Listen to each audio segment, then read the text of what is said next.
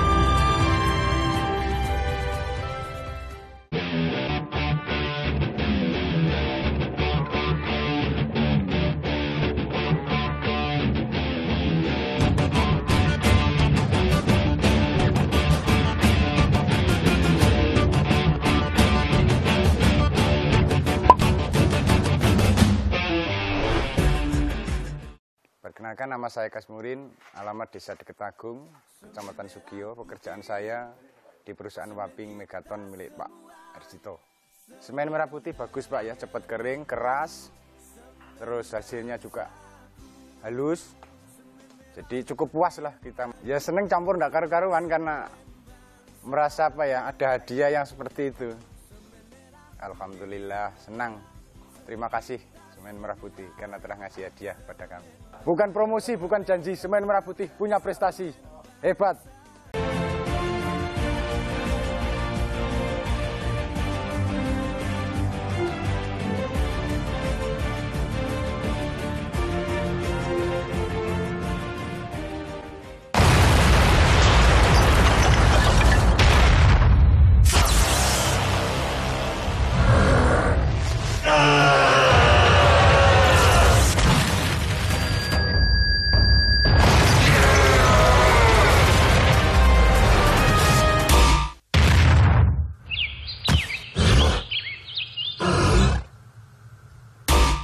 Semen Merah Putih, fondasi yang kuat masa depan negeri. Demikian sedikit CV Pak Felix yang sudah bekerja lebih dari 40 tahun dan hingga saat ini masih semangat, dan kami berharap juga masih mau membagikan ilmunya kepada peserta webinar kita hari ini. Sebelum presentasi dimulai, kami ingatkan bahwa link pertanyaan Google Form akan dikirimkan via chat pada saat presentasi berlangsung. Bagi Bapak Ibu yang tertarik untuk bertanya terkait dengan materi yang disampaikan oleh Pak Felix, silakan menulis Google Form tersebut. Satu pertanyaan dengan satu Google Form. Jadi kalau Bapak Ibu ingin bertanya lebih dari satu pertanyaan, silakan mengisi lagi Google Form tersebut. Sudah waktunya Pak Felix untuk menyampaikan presentasi. Silakan Pak Felix, waktu Bapak 25 menit untuk menyampaikan materi. Silakan Pak. Terima kasih Pak Moderator. Assalamualaikum warahmatullahi wabarakatuh. Selamat siang, selamat sejahtera bagi kita semua. Lanjut.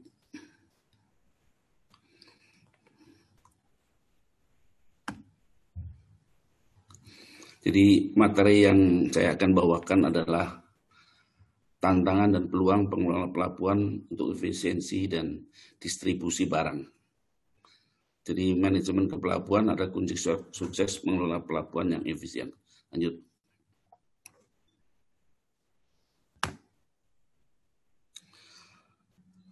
Ini mengenai kepelabuhanan. Kepelabuhanan definisi daripada undang-undang maupun peraturan pemerintah mengenai kepelabuhan.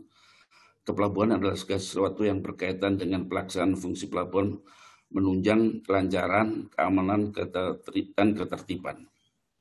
Pertama adalah untuk arus lalu lintas kapal. Kedua adalah untuk lalu lintas penumpang dan atau barang. Keselamatan dan keamanan berlayar maupun di pelabuhan. Perpindahan intra dan antar moda, serta mendorong perekonomian nasional daerah dengan memperhatikan tata ruang. Itu adalah tertuang dalam Peraturan Pemerintah 61/2009 tentang kepelabuhan. Tadi disampaikan oleh Bapak Widodo bahwa kelihatannya pelabuhan ini megang peranan penting daripada kegiatan-kegiatan untuk persemenan, mulai dari supply bahan-bahan kebutuhan raw material maupun selesai proses daripada semen itu sendiri. Lanjut.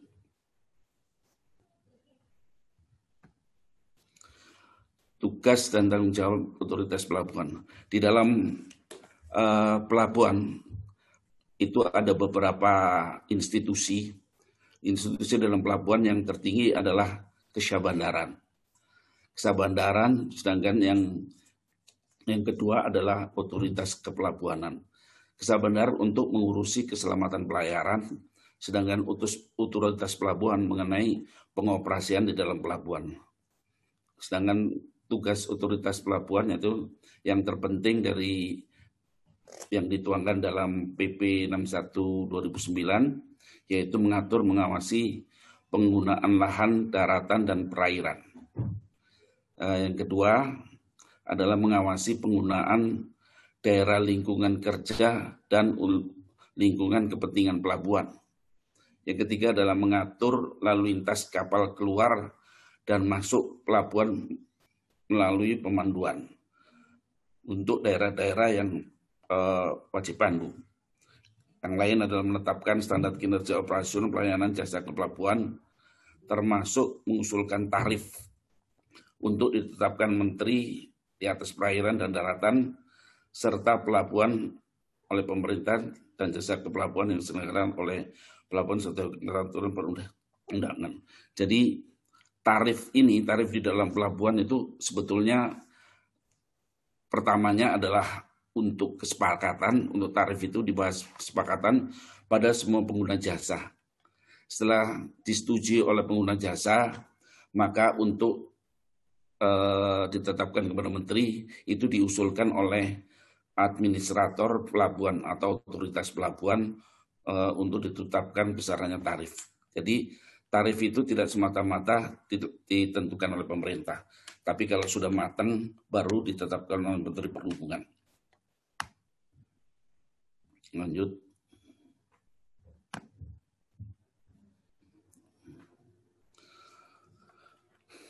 Pelabuhan dari segi penyelenggaraan.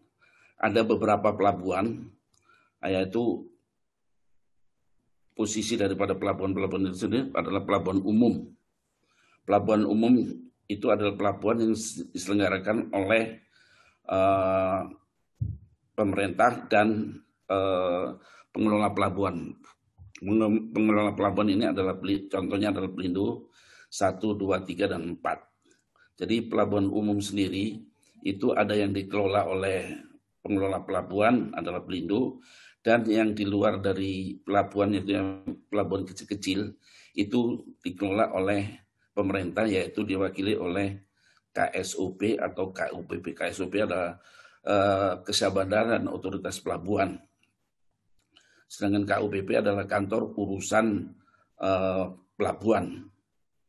Sedangkan untuk pelabuhan-pelabuhan yang ada di dalam sekitar pelabuhan, yaitu pelabuhan terminal. Artinya namanya bukan pelabuhan khusus atau itu kita sebut terminal. Seperti contoh di dalam Tanjung Priok itu beberapa ada pelabuhan, termasuk pelabuhan Bogasari dan pelabuhan Pertamina. Maka pelabuhan itu kita sebut adalah terminal. Jadi terminal atau tersus adalah terminal yang terletak di dalam lingkungan atau kerja atau DLKR-DLKP dan lingkungan kepentingan pelabuhan atau DLKR-DLKP yang merupakan bagian dari pelabuhan terdekat untuk melayani kepentingan sesuai dengan usaha pokoknya. Jadi terminal khusus atau terminal khusus, terminal khusus terletak di luar daripada lingkungan kerja DLKR dan DLKP. Dan pelabuhan ini terdekat untuk melayani kepentingan sendiri. Contoh banyak yang ada di daerah-daerah seperti pelabuhan Krakatau Steel, itu memang di daerah lingkungan kerja dengan pelabuhan, tapi dia adalah terminal khusus tersus. Dan ada tempat-tempat lain seperti di Bontang, ada 2 pelabuhan besar di sana, itu disebut terminal khusus. Sedangkan terminal untuk kepentingan sendiri adalah terminal dalam DLKR, DLKP. Bagian dari pelabuhan itu kepentingan usaha pokoknya. Nah, di sini dia sifatnya adalah pelabuhan yang di dalam lingkungan. Jadi ini harus kerjasama dengan PT Pelindo pada Undang-Undang 22 tahun 2006 dan pelabuhan setelah 1908 Undang-Undang 17, maka kerjasama yang tadinya dilakukan oleh bersama-sama dengan Pelindo untuk TUKS ini dilakukan bersama-sama dengan KSOP atau Otoritas Pelabuhan. Lanjut.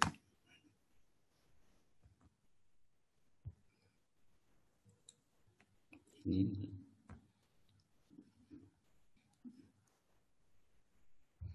Lanjut.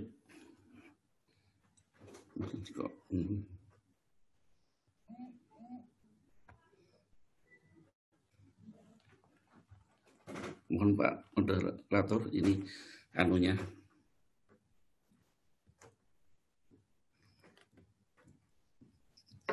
Bisa ini. kegiatan kepelabuhanan. Di dalam pelabuhan, terutama pelabuhan-pelabuhan utama atau pelabuhan-pelabuhan yang dikelola oleh operasional, dikelola oleh pelindo-pelindo, ini ada institusi selain perhubungan laut. Di situ ada 4 institusi, yaitu CIQP. C adalah custom, immigration, quarantine, dan port. Port di sini diwakili oleh Syah Bandar. Jadi kalau kita melihat seperti halnya kapal import pertama datang ke pelabuhan, kita lihat Tanjung Priuk. Pelabuhan sebelum kapal itu tiba, dia akan memberikan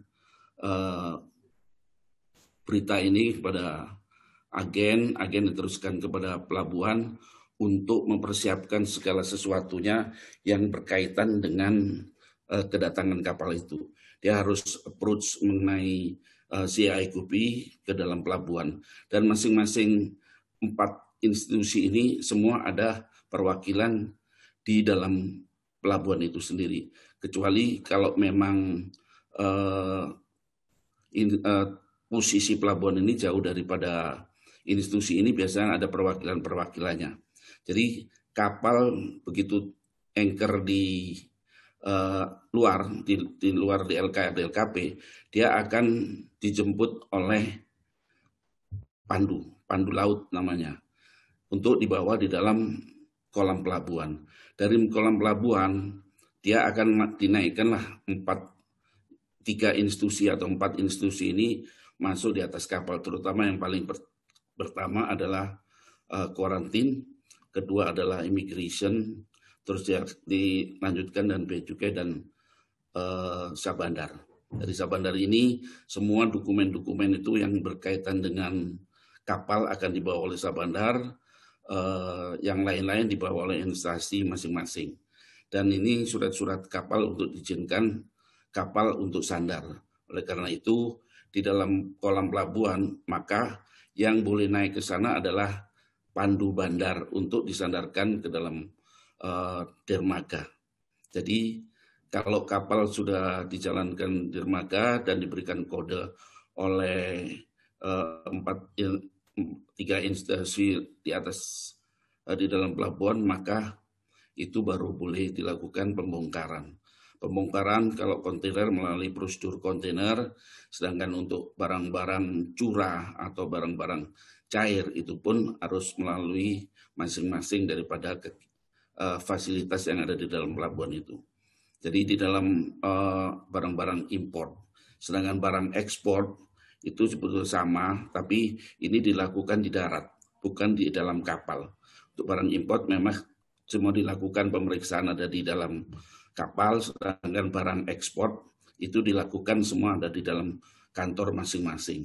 Setelah itu lengkap semua, baru dilakukan pemuatan. Untuk pemuatan barang-barang terutama ekspor, ini diatur stabilitas kapal itu oleh perwira-perwira yang ada atas kapal, terutama perwira dek, untuk menahan supaya kapal itu bisa stabil dan dapat berlayar kembali.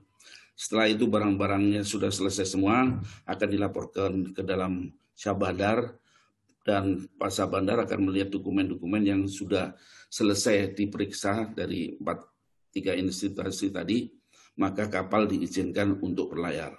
Sebelum berlayar hari hanya, maka dari keagenan akan memohonkan kepada Syah Bandar atau pengelola pelabuhan untuk dimintakan pandu. Pada hari jamnya, maka pandu naik di atas kapal, maka kapal ini dia tarik keluar pada sekitar bandar, dan nanti di dalam alur pelayaran akan diterima oleh pandu laut. Ini adalah sekitar kegiatan di dalam pelabuhan. Lanjut.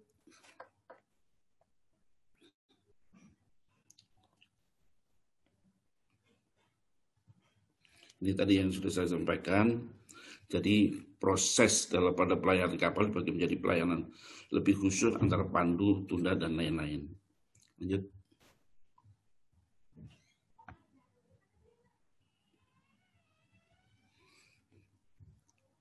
Ini salah satu tadi kegiatan pemanduan adalah pelayanan pandu yang memberikan bantuan kepada navigasi agar melewati alur daerah wajib pandu.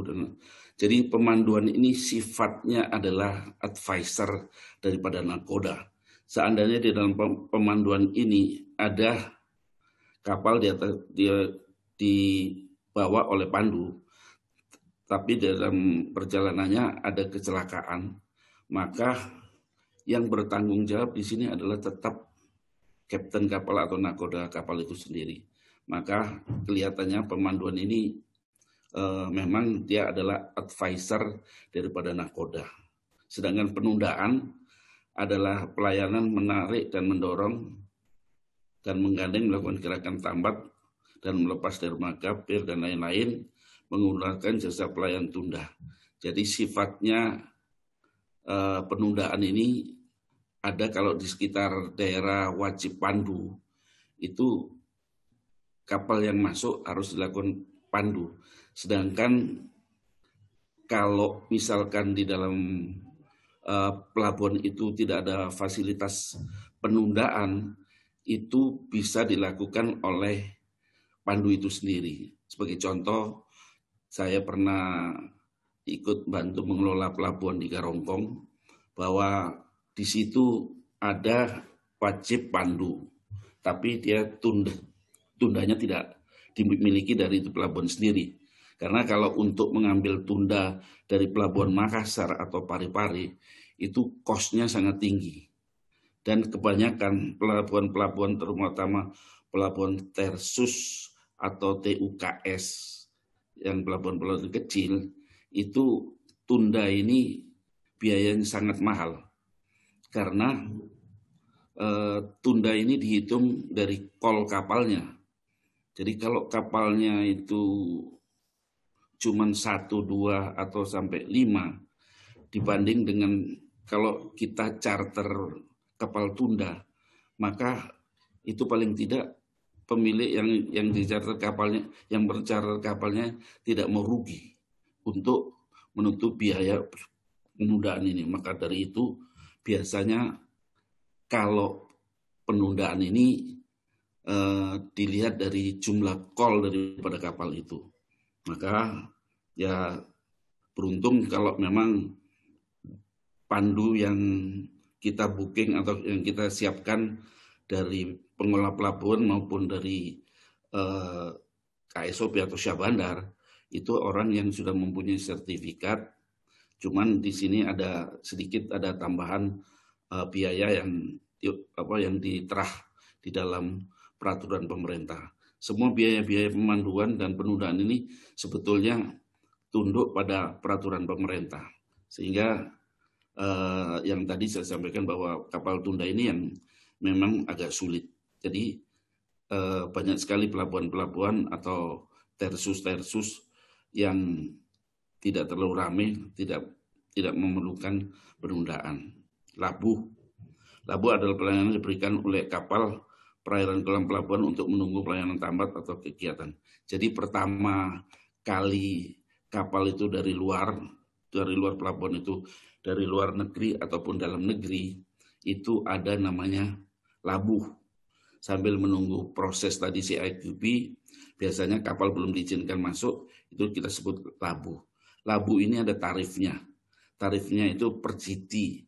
Nah, per GT kalau kapalnya besar ya cukup mahal, Pak. Jadi misalkan 1 GT untuk kapal yang sekitar 40.000 ton, itu dengan setengah sen dolar aja, apalagi kalau kapal asing dari luar itu tarifnya dolar, sedangkan kalau di dalam negeri tarifnya adalah rupiah. Jadi ini sangat memberatkan memang dari pemilik kapal itu sendiri, karena sehingga kalau pemilik kapal ini berat akan mempengaruhi tarif daripada barang yang akan diangkut tersebut. Oleh karena itu memang biaya labuh ini memang ada aturan pemerintah. Sedangkan tambat ini adalah kegiatan kapal yang melakukan tambat di dermaga. Sedangkan tambat ini berkaitan dengan kapal dan barang yang diangkut atau barang yang akan dibongkar. Sedangkan barang yang akan diangkut atau dibongkar itu dikerjakan oleh PBM, perusahaan bongkar muat. Perusahaan bongkar muat ini adalah satu institusi di luar dari institusi yang wajib tadi, dan semua kegiatan di dalam kapal itu sendiri tidak dikerjakan oleh PBM, tapi dikerjakan oleh TKBM. TKBM ini sifatnya ya negosiasi dengan BBM tersebut, karena kewajiban daripada barang-barang yang ada di dalam pelabuhan yang dikerjakan oleh TKBM itu adalah SK Dirjen dari 3 institusi, yaitu tenaga kerja, koperasi, dan perhubungan laut. Lanjut.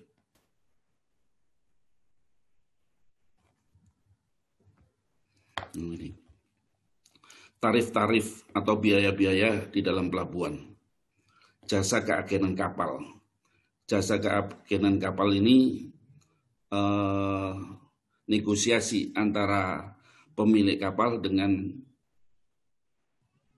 perusahaan yang mengageni kapal itu di tiap-tiap pelabuhan. Jadi tinggal tarifnya ini tidak ditentukan, tergantung negosiasi daripada, tapi standarnya juga ada.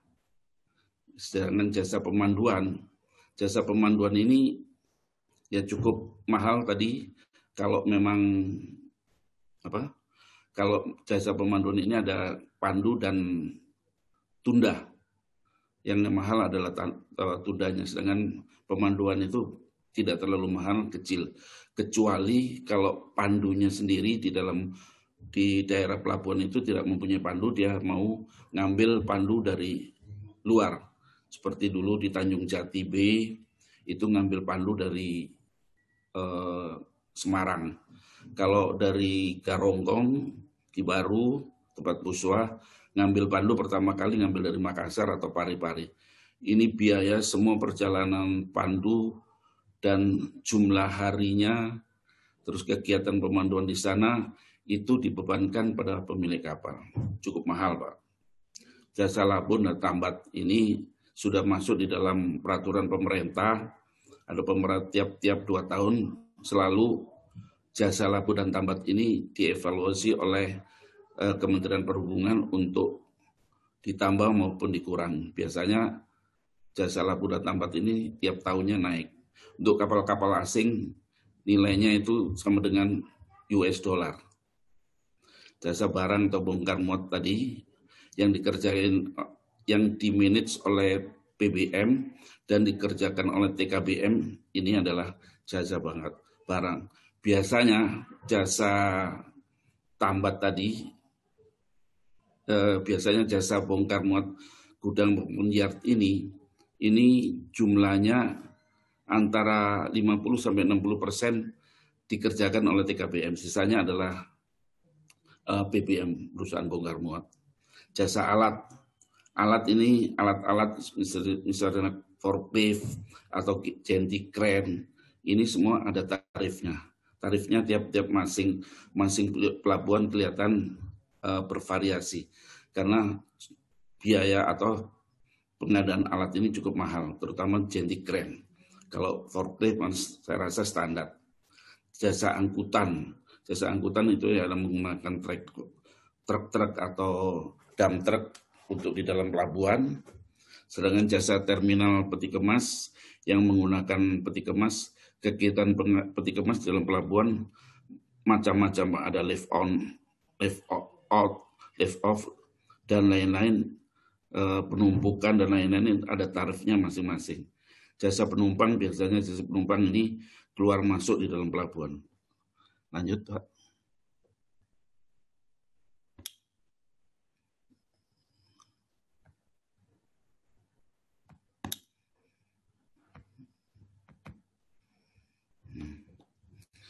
Kunci sukses mengelola pelabuhan yang efisien. Jadi kalau pengelola pelabuhan yang sukses ini ada turnaround ship. Jadi untuk kapal mulai dari masuk sampai dia akan keluar, ini adalah standarnya daripada kegiatan logistik cost ya. Jadi lebih banyak kapal di luar dari dermaga, lebih sedikit kapal yang ada di pelabuhan, justru sangat baik dan menguntungkan pelabuhan maupun pemilik kapal. Terminal kapasitas infrastruktur dan equipment. Nah ini banyak sekali, tergantung dari fasilitas-fasilitas di dalam pelabuhan itu sendiri. Ada pelabuhan-pelabuhan yang kurang bagus, dermaganya banyak sekali hambatan-hambatan di dalam operasional, mulai dari transport, mungkin conveyor dan lain-lain yang mengalami hambatan-hambatan di dalam operasional ataupun itu sendiri TKBM atau BBM sendiri. Ini banyak sekali yang tidak berpengalaman, terutama pelabuhan baru dalam mengelola bongkar muat. Port Production Activity. Jadi di dalam itu pelabuhan sendiri itu productivity-nya kan banyak masing-masing peralatan. Seperti tadi kalau productivity-nya lebih bagus, misalkan alur pelayarannya itu dangkal dan susah sekali untuk nunggu harus air pasang baru sandar dan kegiatan mungkin arusnya kuat dan tidak ada tunda dan lain-lain. Ini sangat mempengaruhi dari productivity daripada pelabuhan. Berth window di dalam pelabuhan ini sendiri dermaga ini juga melalui kesulitan-kesulitan dan sibuk-sibuknya kapal, banyak sekali kapal-kapal atau melalui tender 1, 2, 3 seperti susut pisang. Ini adalah juga berpengaruh pada produktiviti. Network restructuring. Jadi network daripada kegiatan untuk menurunkan biaya logistik ini juga dipengaruhi oleh kegiatan network ini. Jadi sedapat mungkin untuk meringankan dari biaya logistik ini, pernah kami lihat seperti di dalam pelabuhan Bosowa, jarak antara pelabuhan dengan tempatnya di Maros cukup jauh dan kelihatannya pun fasilitas untuk bongkar muat itu juga sangat terbatas dengan jumlah muatan yang tinggi. Ini sangat mempengaruhi dengan kegiatan untuk naik dan turunkan barang dan lain-lain. Jadi sangat sekali berpengaruh kepada infrastruktur yang ada di dalam pelabuhan itu sendiri. Tadi ya juga mengenai pelabuhan-pelabuhan yang dangkal harus nunggu air pasang, itu harus masuk, sangat mempengaruhi daripada kapasiti dari atau equipment daripada terminal itu sendiri. Jadi memang kita lihat yang disampaikan dari Pak Widodo tadi, kelihatan yang paling berperan sekali untuk menurunkan biaya, terutama biaya logistik yang mulai dari keluar dari pabrik menuju ke pelabuhan dan pelabuhan menuju ke pelabuhan bongkar yang lain, ini sangat berpengaruh terhadap cost daripada distribusi barang itu menuju kapal dan diteruskan kepada konsumen yang lain. Ini sangat berpengaruh sekali dengan terminal kapasitas tadi yang mengenai bongkar muat yang tadinya misalkan konveyornya sangat lambat atau kondisi hujan dan lain-lain yang tidak menggunakan konversi yang tertutup, itu sangat berpengaruh dengan cost. Untuk menurunkan cost ini semuanya sedapat mungkin yang kami lihat bayangan tadi di Pelabuhan Bayan itu sangat baik sekali, jadi sehingga kegiatan di dalam operasional pelabuhan itu sangat sekali mempengaruhi daripada cost daripada biaya ini. Lanjut.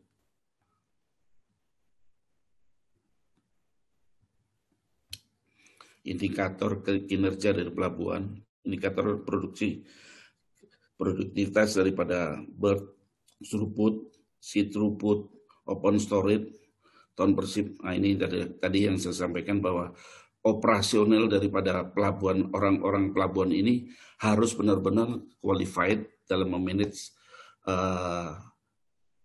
operasi di pelabuhan, sehingga kita bisa mengukur indikator produktivitas dari tersebut. Throughput ini sangat berpengaruh dengan tadi okupansi rasio bornya. Bor biasanya kalau bor itu sudah 60% ke atas, itu harus dibangun fasilitas pelabuhan itu sendiri, tambahan daripada untuk mencapai supaya jangan sampai tinggi. Takutkan kalau tidak mempersiapkan ini, ada ledakan daripada muatan ini, maka kesulitan kapal untuk masuk di dalam pelabuhan ini, sehingga sangat berpengaruh dengan waiting time dan lain-lain. Si throughput, open storage throughput, ini kaitannya dengan barang-barangnya. Ton per ship per hours, ini juga dipengaruhi oleh bongkar muat tadi. Ton per ship untuk pelabuhan itu juga sama, carrying output atau kegiatan daripada bongkar muat. Indikator pelayanan tadi boat working, waiting time, approach time, post time, not operation time, exit time, dan ini dipengaruhi oleh yang memanage daripada pelabuhan itu sendiri. Jadi kalau kita misalkan dalam pelayanan itu mulai kelambatan, terlalu banyak waiting time, approach time, dan postpone time, dan banyak tempat hari-hari libur, sehingga sangat berpengaruh daripada indikator pelayanan ini dapat diukur sebetulnya. Jadi kalau bapak-bapak yang mengelola pelabuhan ini bisa melihat dari indikator produktivitasnya, indikator pelayanannya, termasuk utilisasi pelabuhan ini, maka pelabuhan ini bisa dilihat berapa persen daripada efisiensi daripada pelabuhan ini. Jadi inilah sebenarnya kunci daripada kegiatan-kegiatan untuk mengukur kinerja dari pelabuhan itu. Lanjut. Ini tren pelabuhan baru, konsep smart port atau green port. Ini sebetulnya konsep ini belum terlalu banyak diterapkan di pelabuhan-pelabuhan, terutama pelabuhan-pelabuhan di dalam Pelindo, kecuali pelabuhan-pelabuhan yang cukup besar seperti Tanjung Perak. Tanjung Perak itu adalah ada pelabuhan Teluk Lamong, Lamong Bay. Terus ada di Tanjung Priok, itu adalah pelabuhan Tanjung Port baru ya, yang dibangun bekerjasama dengan PP dan perusahaan Jepang. Terus mungkin Belawan sudah bisa menerapkan untuk pelabuhan-pelabuhan baru seperti operasinya, energi, environment. Kelihatannya memang yang paling sulit itu adalah mengenai energy consumption. Jadi, dan ini kelihatan sangat mahal. Kayak power plant-nya harus digerakkan oleh energi, yaitu gas, generator pakai gas turbin. Terus seluruh truk-truk yang beroperasi sana juga menggunakan gas. Juga ganti kren dan lain-lain, semua itu harus menggunakan gas karena ini sangat berpengaruh dengan environmentalnya. Jadi pernah saya coba untuk approach untuk memasang silo di pelabuhan itu Surabaya. Di Surabaya itu ada satu Teluk Lamong, itu biayanya sangat mahal dan kelihatan kalau silo berkaitan dengan semen, dia tidak mau untuk dimasukin barang-barang yang mempunyai penyebaran cukup besar ya. Sedangkan fasilitasnya tadi itu dan lain-lain di dalamnya itu semuanya adalah digerakkan oleh menggunakan gas. Dan tidak bisa digerakkan oleh misalkan solar. Program bina lingkungan dan lingkungan hidup sana sangat ketat. Perlu sampaikan juga di sini mengenai reception facility. Mayoritas pelabuhan-pelabuhan sesuai dengan aturan lingkungan hidup, pelabuhan itu harus mempunyai reception facility. Reception facility ini kan macamnya banyak sekali, terutama mengenai sampah-sampah, terus kotoran-kotoran got, misalnya minyak-minyak yang dipergunakan, itu harus harus dibuang sebelum kapal berangkat, harus dibuang ke dalam reception facility. Namun di negara kita atau di pelabuhan kita ini dilema. Kalau harus dibuang di reception facility, tentunya kapal itu harus mengeluarkan biaya yang cukup mahal, terutama sampah maupun sisa-sisa minyak atau loop oil. Lebih baik dari kru kapal itu dia bisa jual di tengah-tengah laut. Sebelum misalnya belum masuk Tanjung Perak, sebelum masuk di Tanjung Priok, itu banyak sekali istilah calo-calo untuk menerima minyak-minyak bekas untuk dijual kembali. Jadi yang paling sulit mengendalikan adalah lingkungan. Jadi kalau pelabuhan-pelabuhan Tersus maupun TUKS kelihatan reception facility yang berkaitan dengan lingkungan, ini tidak terlalu diperhatikan. Karena terus terang aja mengenai lingkungan ini yang pengawasannya bukan diserahkan ke Bandar, ini lingkungan dia dikelola oleh bidang lingkungan. Biasanya oleh pelabuhan itu sendiri untuk alat tim management. Tapi tadi yang disampaikan adalah bahwa kesulitan untuk membuang atau menampung dari itu karena banyak kapal nggak ada sanksinya. Tidak ada sanksi bahwa dia membuang itu di tengah laut atau di dalam itu, nggak ada catatan-catatan di dalam surat-surat kapal.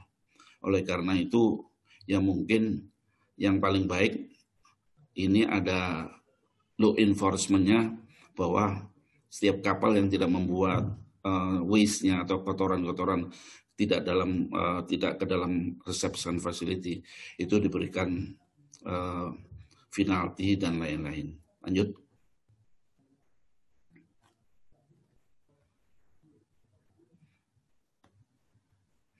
Ini benchmark dengan program Belindo, reducing gas karbon, mengenai saving energy, versus automatic terminal, reception facility. Tadi yang reception facility sudah saya sampaikan, sedangkan reducing gas karbon, ini terutama pelabuhan-pelabuhan besar dan bukan terminal kontainer, biasanya pelabuhan-pelabuhan yang curah, ini sangat tergantung untuk memperkecil atau memperkecil daripada gas karbon. Ini sangat sulit karena truk-truk yang dipakai biasanya truk-truk yang lama, kecuali tadi truk using menggunakan gas LPG dan lain-lain.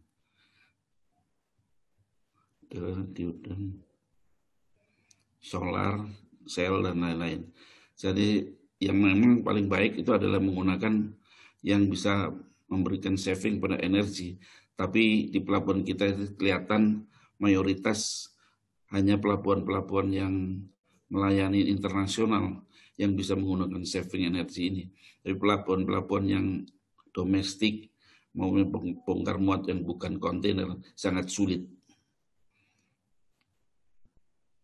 Nah itu melayani semi-automatic terminal biasa masih banyak manual, kecuali pelabuhan-pelabuhan kontainer semua menggunakan semi-automatic.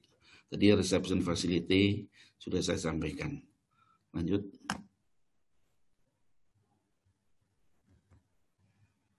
Saya rasa sudah saya sampaikan. Terima kasih banyak atas perhatiannya. Mohon saran-saran, ada masukan, kami bisa memberikan penjelasan.